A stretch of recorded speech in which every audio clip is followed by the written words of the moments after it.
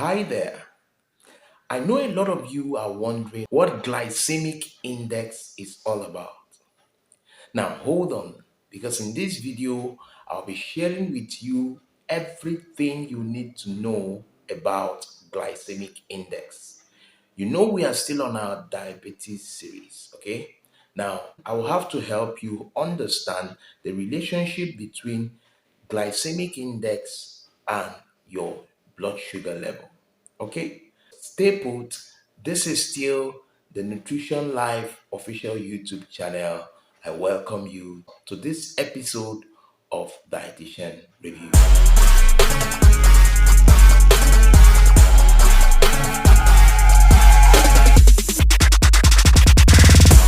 Now, what is glycemic index? Glycemic index is a scale that measures how our food digests in the body. Okay, it measures how our food, increase our blood sugar level. Okay, now it measures between 0 to 100. Okay, it shows you where this food belong to in a scale. The higher the number, it means that this food will spike up the blood sugar level faster. Now, the lesser the number, it means that it will not affect your blood sugar level, quicker. We have three categories of glycemic index. We have the low, we have the medium, and we have the high. From 55 downwards, it means that it that food has a low glycemic index. Okay, from 56 to about 69, it means that that food has a medium glycemic index.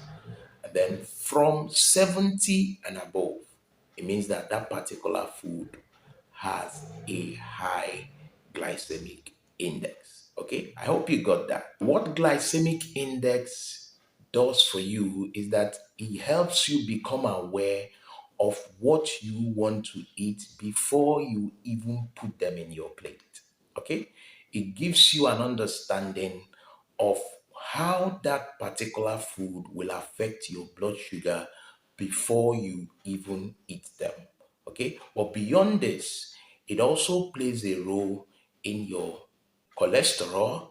It also plays a role in your weight loss journey. It helps you control your blood sugar. Now, these are the three things that glycemic index helps you to do. Now, this is a vital one. You need to know that foods that are high in refined carbohydrates, okay, or processed carbohydrates or sugars, they digest faster and they easily affect your sugar level. And they also have high GI. Most of the processed foods you see, their glycemic index are usually very high because they digest faster. Foods that are high in protein, fat, and fiber, they usually have low glycemic index. This is another thing you need to take into consideration. Most foods that are high in protein, high in fat, high in fiber, they usually have low glycemic index. Foods that don't have carbohydrates, they are not ranked. Okay, something like meat.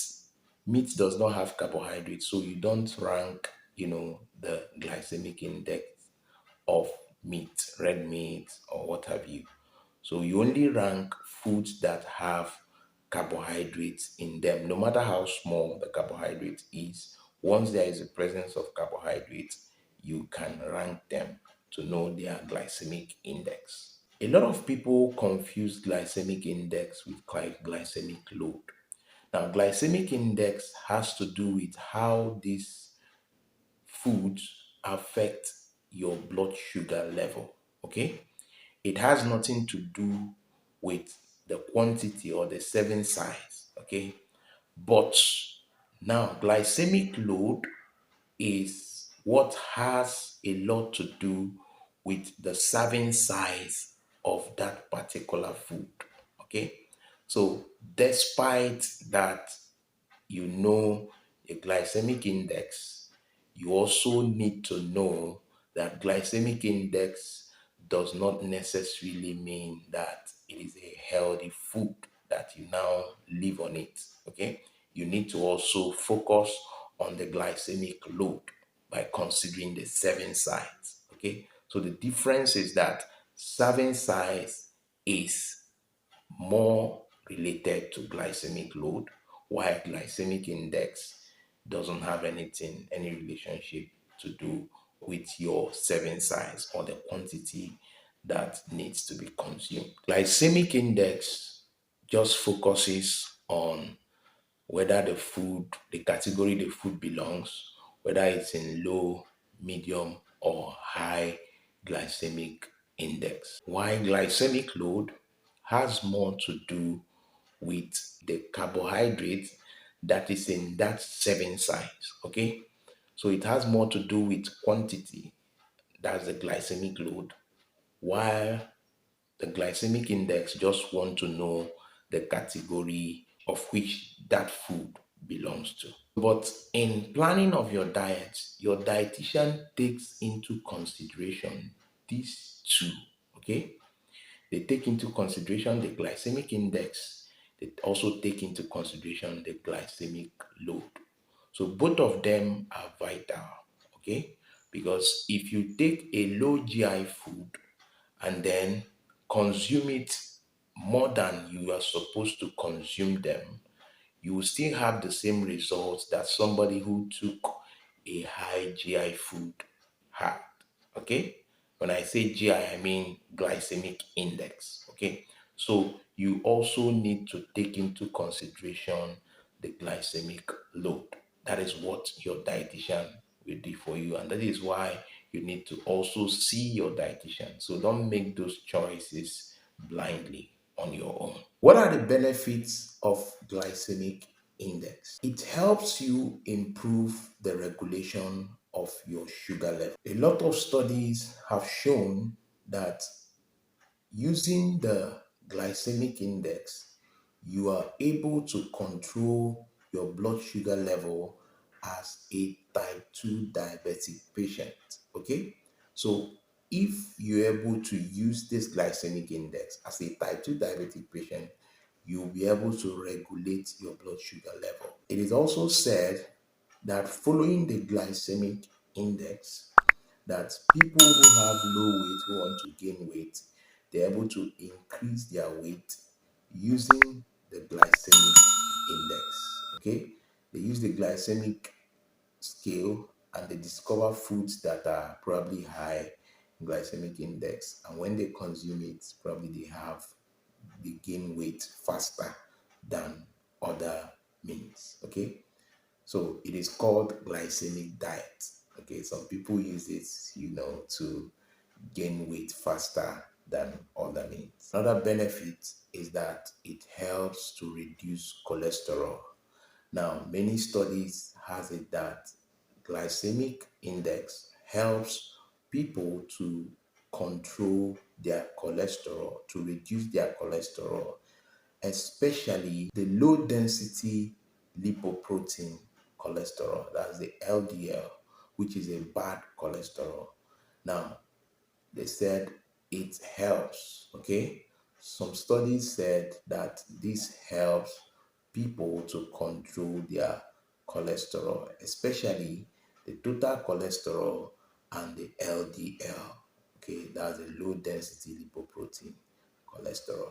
A healthy low glycemic diet should consist of these foods. Under fruits, you have apple, all forms of berries, orange, lemon, lime, and grapefruit. Okay? So these are under fruits. You can consume some of these. Non-starchy vegetables, broccoli, cauliflower, carrots, spinach, tomatoes, cucumber, green peas, and others. Whole grain, quinoa, couscous, barley, buckwheat, farro, oats, Then under legumes, beans, lentils, bamba and all, kidney beans, majorly the whole foods, foods that are whole. These are foods that have low glycemic index. These are foods that don't have glycemic index or they have very low glycemic index. Under meat, beef, bison, lamb, pork. Under seafoods, you have tuna, salmon, shrimp, mackerel, anchovies, and sardines. Under poultry, chicken, duck, goose. Under oil, you have olive oil, coconut oil, avocado oil, and other vegetable oil. Under nuts, you have almond, macadamia, walnuts. Under seeds, you have sesame seeds, hemp seeds, flax seeds. Under herbs and spices, you have turmeric, black pepper, cinnamon, and others. Now, these are examples of foods that are high in glycemic index. And I'll be mentioning them just the same way I mentioned those of them that are in groups. Under bread, you have white bread, bagel, naan, pita bread, and any other form of bread that is processed, okay? The same way these breads I mentioned are processed. Rice, you have white rice, you have jasmine rice, arborio rice, and others. Under cereal, you have instant oat, breakfast cereal, pasta, noodle, spaghetti, and macaroni. So all of these foods are high, in glycemic index. Starchy vegetables that are high in glycemic index, mashed potatoes, and others. Under baked foods, you have cake, donut, cookies, croissants, and muffins. Under snacks, you have chocolate, crackers, microwave popcorn, chips, and the likes. Okay. Under sugar sweetened beverages, you have soda, fruit juice, sports drink, or energy drink. What you need to do, having known all of this, you need to start replacing the foods that are high in glycemic index in your diet. Replace them with foods that are low in glycemic index. I hope you understand. Swap all foods that are high in glycemic index for foods that are low in glycemic index. Let's look at some of these foods in reality. Under fruits, apples are said to be 36, strawberries 41, dates 42, oranges 43, banana 51, berries 53. That's all kinds of berry, whether it's blackberry, all those berry, blueberry. Pineapple is 59, and then watermelon is 76. So other fruits have their own figures, but I may not be able to exhaust all of them. Now, under vegetables, boiled carrots, 39, plantain, boiled plantain, 66, sweet potatoes boiled, 63, then potatoes, 78. So potatoes have no, it has more than sweet potatoes. Now, under grain, you have barley, 28, quinoa, 53, rolled oat 55, couscous 65, brown rice 68, white rice 73, whole wheat bread. Okay, I hear people say whole wheat bread. Whole wheat bread, that's bread that is made with only wheat flour. The glycemic index is 74. That means it's high in glycemic index. Then white bread is 75. Okay, so everything bread has high glycemic index. So this is why you need to be wise enough to add vegetables each time you're trying to eat your bread.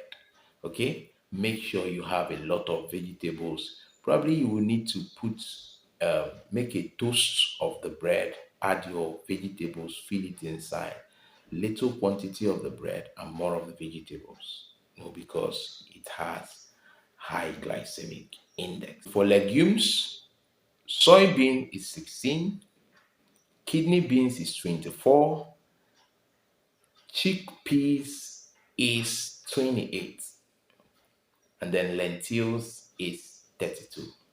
So you can discover that legumes have low glycemic index generally.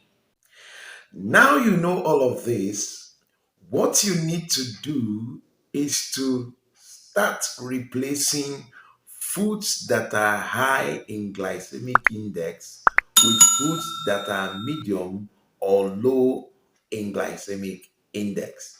And also, you are to mix foods that are high in glycemic index with foods that are medium or low in glycemic index.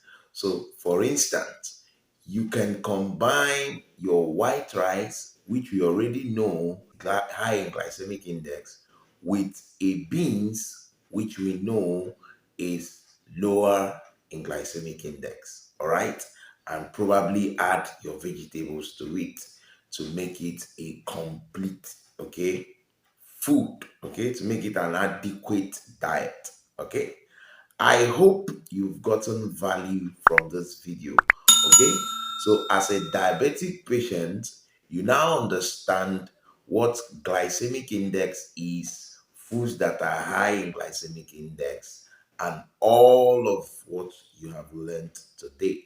Okay, now this will help you to know how to control your blood sugar, or possibly, just possibly, reverse your blood sugar. Okay, now if you've gotten value from this video, I'd like you to click on that subscription button, click on the notification bell so that you'll be able to know when we release our subsequent videos. Okay, and if you know you've not been following us on this diabetes series, you can go to the description. You'll see a link, okay, that will show you all the link that will give you all the videos that we've done in this series. And then, if you want to join us in our diabetes secret program, which is a 30-day secret program where we hold you by the hand and show you exactly what works for you. Okay, that is where we'll give you a lot of things that will help you control and reverse your blood sugar. Okay, now if you want to join us on this secret code program, you can go to the link on the description. You'll see a WhatsApp link there. Connect with me and I will help you to show you how you can be part of this program. Thank you so much for listening, and I'll see you next time. Bye for now.